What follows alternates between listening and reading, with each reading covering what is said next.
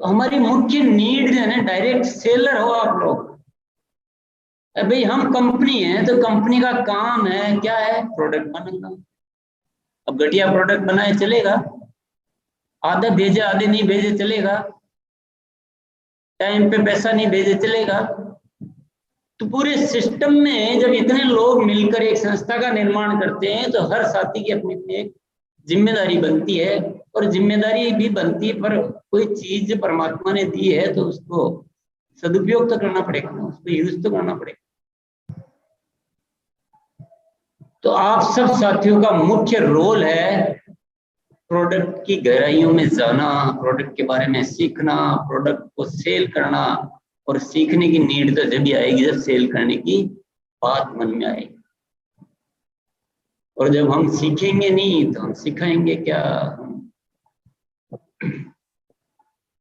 जैसे आपकी इच्छा, मैंने अपने दिल की बात कही है, पर दूसरा जो पहिया है हमारी सफलता का वो है सेलिंग, और तीसरा पहिया है नेटवर्किंग।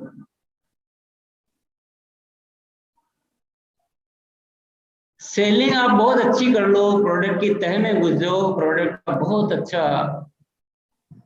इस्तेमाल करो, यूज करो, सेल करो, सब कुछ बहुत बढ़िया कर लो। लेकिन बड़ी सफलता प्राप्त करने के लिए तो टीम भी चाहिए, नेटवर्क भी चाहिए। और नेटवर्क कैसा होना चाहिए, जिसमें फर्स्ट नंबर की और सेकंड नंबर की क्वालिटी हो। यानी प्रोडक्ट इस्तेमाल जिस तरह की बात अपने बीच अभी हुई है वैसा उस तरीके से करने वाला, और सेल की बात वैसी जैसी हुई वैसे करने वाला, वैसा नेटवर्क थी। या लोगों को केवल जोड़ जोड़ के भीड़ इकट्ठी करनी। एक्टिव होना चाहिए ना, जो भी आपकी टीम में है एक्टिव होना चाहिए। डायरेक्ट डिस्प्ले वार ओपन करे, सेल करे, प्रोडक्ट को समझे, प्रोडक्ट की ट्रेनिंग ले, आप लोग उनसे बात करो, मुलाकात करो, थोड़ी चर्चा करो, थोड़ा फॉलो अप करो, उनको गाइड करो, उनको मोटिवेट करो, उनको ट्रेन करो। यही तो नेटवर्किंग है ना, नेटवर्किंग और क्या है। नेटवर्किंग इसको थोड़ी कहते हैं कि नीचे वाले लोग दौड़ रहे हैं, ऊपर वालों को पता नहीं है कौन जुड़ा कौन छोड़ गया, आओ जाओ चलो, बहुत सारे आते रहते हैं जाते रहते हैं। This is not networking. ये तो हम सिस्टम का न्याय नहीं कर रहे हैं, सिस्टम के साथ न्याय नहीं कर रहे। सिस्टम तो ये कहता है कि जो भी आपके नीचे, आप किसी भी लेवल पे है, आप चाहे वाइटल पिन लेवल पे है, चाहे आप रॉयल्टी पे है, चाहे आप टेक्निकल पे है, चाहे आप लीडरशिप पे, किसी भी लेवल पे हैं, आपके नीचे जितनी भी ज्वाइनिंग आती है उनको आपको संपर्क में लाना है और उनको वैसा बनाना है जैसा सिस्टम के अनुसार होना चाहिए। तो सही नेटवर्क बनाने के लिए मैं एक फॉर्मूला आपको देना चाहता हूँ आज। कंपनी रॉयल्टी और टेक्निकल को सारी रिपोर्ट शो करती है कि आपकी टीम में कितनी कितनी ज्वाइनिंग आ रही है, कौन कौन लोग क्या कर रहे हैं, सारी रिपोर्ट मिलती है आपको, ऑनलाइन रिपोर्ट मिलती है। अभी ज्वाइनिंग होगी 5 मिनट बाद आपको दिखेगी। वो रिपोर्ट देखना सीखे, जितने भी रॉयल्टी एंड अबव साथी मेरी बात को सुन रहे हैं, और उस रिपोर्ट को कहीं ना कहीं नोट डाउन करें कि मेरी आज ये ज्वाइनिंग हुई है, कल ये ज्वाइनिंग हो रही, नीचे कहीं कहीं किसके द्वारा हो रही है, वो सब आपको जानकारी मिलती है उसमें। मैं ये चाहता हूं कि ज्वाइनिंग होने के शुरुआती 3 दिन, ज्वाइनिंग होने के शुरुआती 3 दिन तक नए लोगों से कम 2 बार फॉलो अप होना चाहिए, दिन में 2 बार।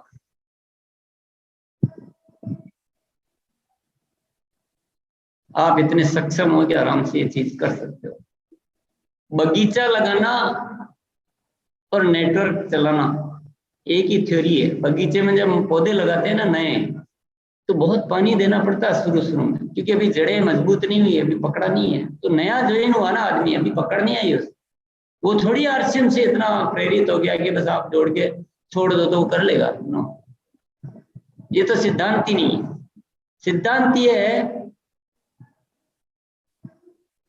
आपके पास अगर सतीश पंडित जी की शुरुआती 7 दिन कैसेट सीडी का कोई मैटर हो तो आप प्लीज उसको रोज सुनिए, जब तक कि आपकी हैबिट में वो चीज अच्छी तरह से नहीं घुस जाए। और अभी मैं फॉर्मूला दे रहा हूं सिंपल आपको, नई ज्वाइनिंग के शुरुआती 3 दिन में कम से कम प्रतिदिन 2 फॉलोअप होने चाहिए, कैसे भी हो, जो भी व्यवस्था आपसे बैठ पाए।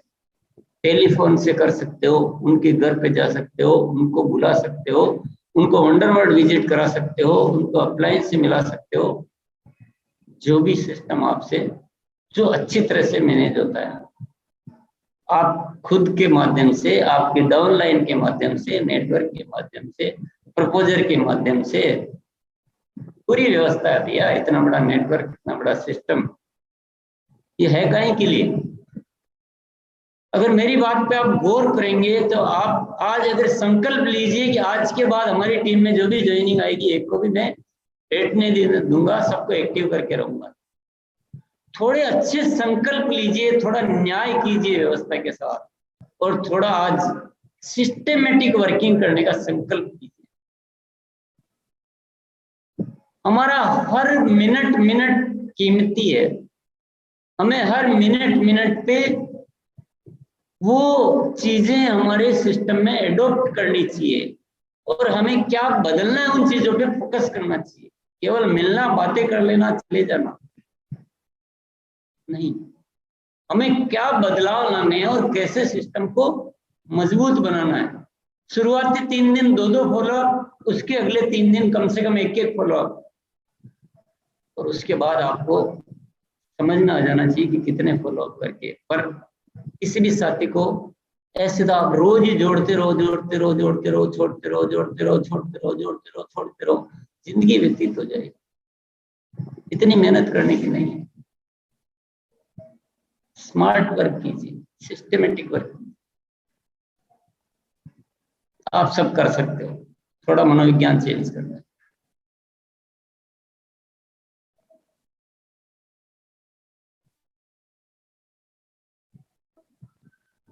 आप सोच रहे होंगे 3 पहिए तो हो गए, अब चौथा पहिया क्या आता है?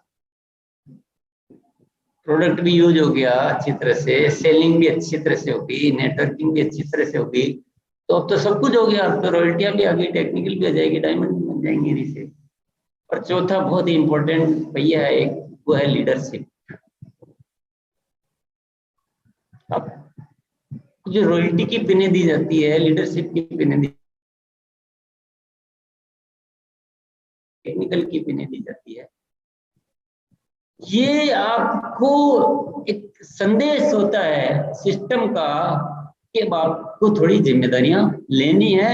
और ये जो 3 पहिए, प्रोडक्ट यूज, सेलिंग और नेटवर्किंग, इन 3 पहियों में जो इसको सिस्टम में मजबूती से पालन करवाना है। जो लोग प्रोडक्ट यूज करने में कहीं दिक्कत आ रही है उनको यूज करवाना है, जो सेलिंग में यूज दिक्कत आ रही है उनको सेलिंग मोड में लाना है, किसी की डिस्प्ले वॉल नहीं खुल पा रही, डिस्प्ले वॉल खुलवाना है, किसी का स्टार डायमंड क्लब नहीं हो रहा, स्टार डायमंड क्लब करवाना है, उनसे मिलना है, उनको सिखाना है। आपको केवल अपना ही नहीं करना, लीडरशिप मतलब होता है आपको अपनी टीम का भी करवाना। अभी मैं तो कह के चला जाऊंगा, आप भी चले जाओगे, पर लीडर्स का काम होता है कि आज जो भी बातें हो रही है उनको लगातार याद रखे, उनको सिस्टम को मजबूत बनाते हुए इन बातों को लागू करना।